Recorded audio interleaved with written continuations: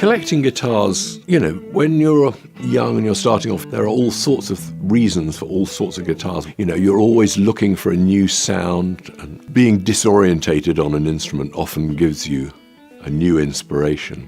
And that led me into becoming a bit of a collector. I never quite meant to become a collector of guitars, but that's the way it sort of panned out. You pick up a guitar that you haven't played before, and somehow it sets off some little inspiration in you, and it kind of gifts you a tune.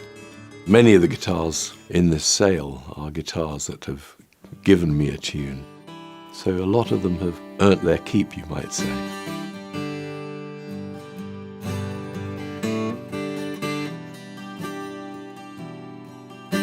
So that fell out of this guitar in the control room of number 3 at Abbey Road in '75.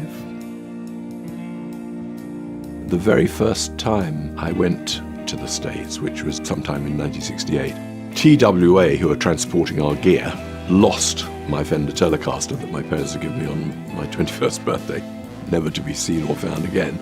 And so I had to go out and buy a guitar, and Manny's was already legendary, so I went to Manny's on 48th Street. Yeah, it's like a kid in a sweet shop. These guitars, they've given so much to me. It's time for them to move on to other people who hopefully will find joy and perhaps create something new.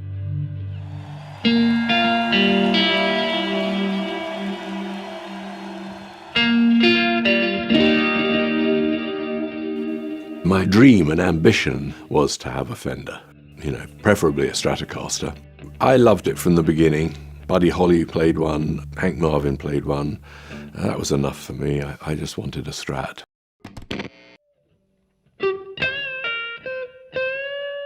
Shine On You Crazy Diamond came out of this guitar. In one way or another, it's probably on most tracks from 1970 through till the middle 80s.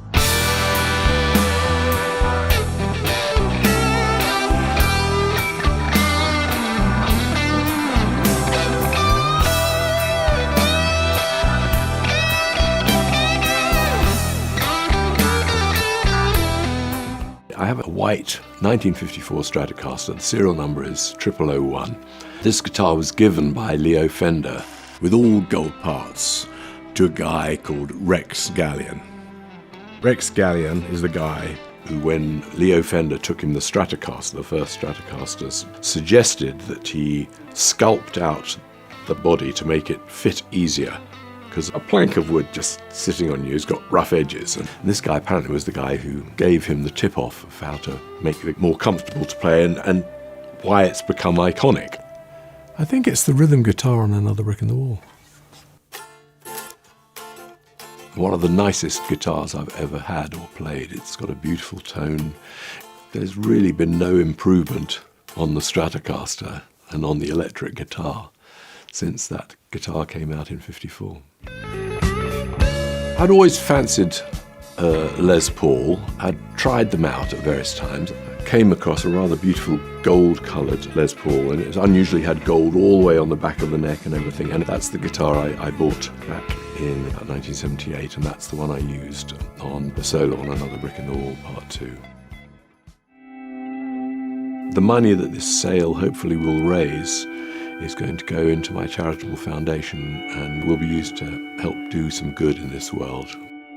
If we can do our little bit to help with those larger global issues, I'll be a happier person.